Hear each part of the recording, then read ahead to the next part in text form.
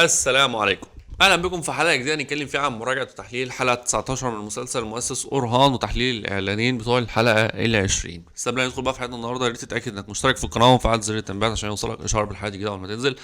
الحلقه تابعنا على انستجرام وعلى فيسبوك وعلى تيك توك، هتلاقي اللينكات كلها في الديسكربشن. ويلا بينا نبدا في حلقتنا النهارده. طبعا المسلسل كان في اخر كام حلقه ماشي بنسق تصاعدي تام، الا ان الحلقه الاخيره كانت تعتبر بمثابه ان هو الهدوء تاني مره اخرى. فبنشوف بقى نوعا ما فكره اللي هو بيحاولوا اللي هو يعني نقدر نقول استقرار. بصوا يا جماعة، هو الفترة دي من التاريخ زي ما قلنا مش مدونة بشكل كبير جدا، ما فيهاش كثرة يعني ايه، ما فيهاش روايات كتيرة. وحتى انا زي ما قلنا انا كنت بدأت في سلسلة الدولة العثمانية وعطلت ليه؟ لان العصرين دول عصر عثمان بالذات وأورهان ما كانش فيهم تدوين بشكل كبير جدا زي مثلا عصر الفاتح او فيما بعد. كل دول برضو ضعف الامكانيات وقتها نوعا ما. أورهان شوية كانت الموضوع داخل فيه حتة ان هو اتدون بس مش بالدرجة الكافية. بس الفترة دي من الموضوع ما هي الا المفروض ان هو استقرار داخلي للدولة نفسها اكتر من هو صراعات ونزاعات خارجية. ليه؟ لان كده كده الدولة البيزنطية كانت ضعيفة اصلا وكان في نزاعات ما بينهم وبين بعضهم، وده واضح في يعني في المسلسل الامبراطور مع حفيده، والاتنين بيتصارعوا على الحكم، وعلى اساسه اسبورشا تزوجت أورهان اصلا تاريخية. فاللي بيحصل في الاحداث دي هي احداث تاريخيه بالفعل، لان كان في صراعات داخليه كتير. ليه؟ لان انت دلوقتي دوله في الاناضول، يعني قبيله القاي في الاناضول فجاه نصب نفسه سلطان.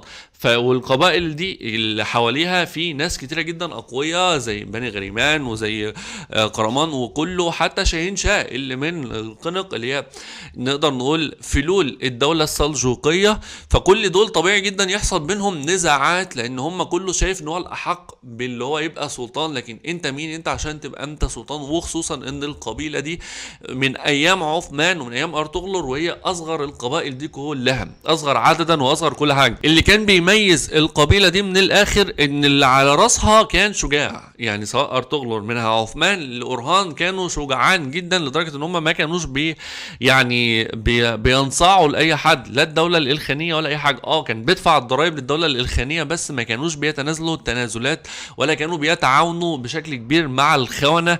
وما كانش بينهم اللي هو ايه حتة سلام وخلاص، لا كانوا بيقودوا الحروب رغم من قلة عددهم. فانت لو جيت تقارن عدد الجيش بتاعهم بمنافسة مثلا بيعقوب بيه غريمان او قرمان او الناس دي كلها، هتلاقي عددهم الاقل، وده مثبوت تاريخيا، الا انهم كانوا الاشجع وكانوا يعني. فعشان كده هم يعتبروا الدولة اللي برزت والسيادة اللي طغت، واللي كان باقي القبائل يعني بتنصاع ليها. فالقبائل الصغيرة اكتر من قبيلة معاهم بقوا عدد اكبر من القبائل اللي هي الكبيرة اصلا لشجاعتهم وان هم بيفوتوا في الحديد زي ما بيقولوا، ما بيهمهمش اي حاجة. فطبيعي ان أورهان كان في الموضوع ده بيحاول يدي استقراره بشكل كبير. يعيب على المسلسل عيب كبير جدا جدا ان طول الحلقة مشاهد قتالية ملهاش اي 60 لازمة، ومشاهد نوعا ما بيجي لك حتة فيها حتة نوعا ما من الكوميديا لقلة العدد. ابرزهم مثلا وهو داخل القلعة عشان ينقذ اسبورشا وينقذ السلطان،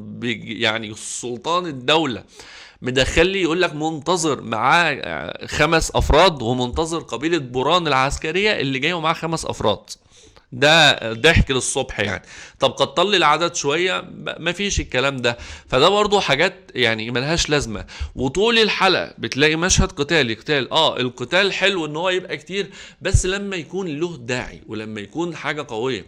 الفتره دي زي ما هي فتره صراعات وفتره نزاعات فهي فتره تاسيس، بمعنى ان عندك علاء الدين، عندك الجندرلي، المفروض دول يعني اساس الدوله بداوا يعملوا. عندك برضو بمساعده افرينوس اللي هو فلافيوس اللي هنتكلم عنه دلوقتي.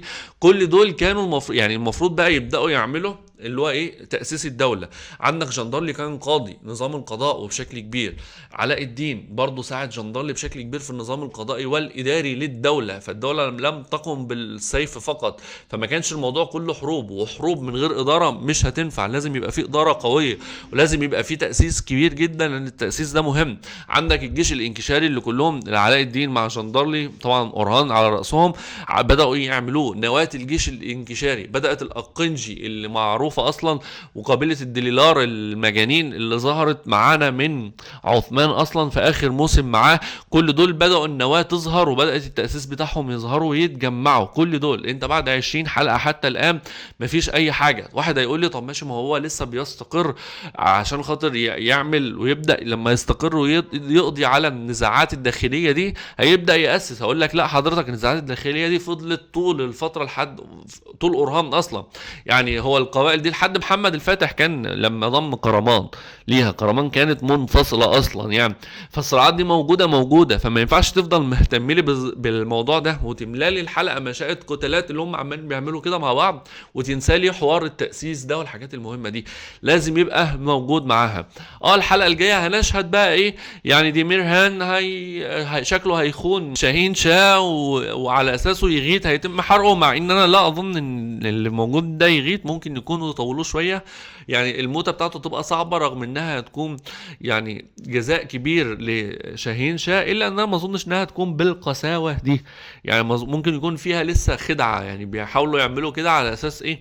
يهيجوا شاهين شاه اكتر على مين؟ على اورهان. لان الموضوع ممكن يكون شاهين شاه بدأ يحن شوية، لان زي ما قلنا من مشاهده تحس ان هو يعني مش عايز يعمل ده. حتى هو قال لاورهان يعني انا كنت عايز علاء الدين هو اللي يبقى سلطان مش انت. هو خلافه مع اورهان خلاف ايه برضو، حتى الان هم جايبينه ان هو طمع، وفي نفس الوقت تحس ان شخصية شاهين شاه شخصية مركبة كده او معقدة، مش باين لها اي ملامح موجودة معاها. بالنسبة لاسبور شاه طبعا هم خدوها والزواج كان سياسي بحت. هم بدأوا يعملوها ان هو حتة يبقى رومانسية، وعشان خاطر الحته الرومانسيه اللي بداوا يضيفوها دي طبعا دي يعني ما من الاخر في ناس حباها وناس لا. في نص الجمهور منقسم، في جمهور حبوا حته الرومانسيه وفي جمهور لا. بس انا ارجع واقول لك ان هو الخط الدرامي الرومانسي ده يعني نوعا ما بيداري حته، بيخليك تتعلق بالشخصيات وبيداري الخلل في الكتابه التاريخيه والدراميه. ليه؟ لان هو في ناس حابه حته اورهان بقى يبقى مع اسبورشا وبتاع، لا ده فلافيوس يبقى مع فاطمه، حليمه تبقى مع دورسون، نصير الحب، والناس دي كلها راحة في الاتجاه ده، بتنسى الخلل اللي موجود معانا في الاحداث والمشاهد اللي ملهاش اي لازمة، في القتال اللي ملوش اي لازمة خالص يعني. لان انت عندك يعتبر الكتابة ضعيفة، الحوار ضعيف جدا جدا، ده مدي على اساسه مخلي قدرة المشاهد دي. مثلا قارنا بمسلسل سلطان الفتوحات تلاقي ان في بعض الحلقات اصلا ما بيبقاش فيها الا قتال واحد، يعني طول ساعتين ونص ممكن 5 دقايق قتال بس، 10 دقايق قتال بس. الحلقة دسمة حواريا، دسمة تخطيطيا، دسمة اخراجيا، كل حاجة فيها قوة كبيرة جدا. طبعا الحلقات انا بتكلم عن الحلقات الدرامية مش الحلقات اللي فيها فتوحات. فهنا في ثقل في الاحداث. نيجي للمؤسس عثمان، حرفيا انت لو جمعت المشاهد القتالية كلها ممكن تبقى ساعة من الحلقة بس، وكلها ملهاش اي لازمه. لا والمحاربين بقى بيستعرضوا نفسهم، وشامل القلب بيطلع يتكلم مش عارف انت شامل يعني وصيتك ايه مع بوزداج؟ طب الموسم اللي فات كنت انت صاحب براق، يعني في عثمان ايه اللي انت جايبك دلوقتي؟ ما اعرفش يعني. وبرضو حته العمامه اللي لابسينها عندك فين؟ يعني تنهي لي ضمر وبلبال ليه؟ وما تخليش هو، وتخلي اللي هم طوران والناس دي، طب ما دول مش تاريخيين، دخل حد تاريخي. فيعني حتى الان الموضوع فيه خلل، والموضوع فيه يعني نوعا ما زي ما قلنا لسه المسلسل برضه مش بالقوة الكافية، ولسه سيستم براق بوزداج ماشي فيه زي ما هو موجود معانا. طبعا الحلقة اللي جاية زي ما قلنا يبقى نشهد نزاع ما بين شاهين شاه، تكملة النزاع اللي اتمنى بقى ينتهي نوعا ما، وهنشوف برضه زواج اسبورشا، والحلقة تبقى كلها كده برضه صراعات ما بينهم، دمير خان وشاهين شاه ضد اورهان والجو ده كله، واسبورشا اي بعد انقاذها هتتزوج من اورهان وخلاص. ده هو هيبقى يعني نظام الحلقة الجاية كله، ويفضلوا مكملين معانا في الحوار ده شوية، مش هيبقى فيه قوة اكبر في الاحداث.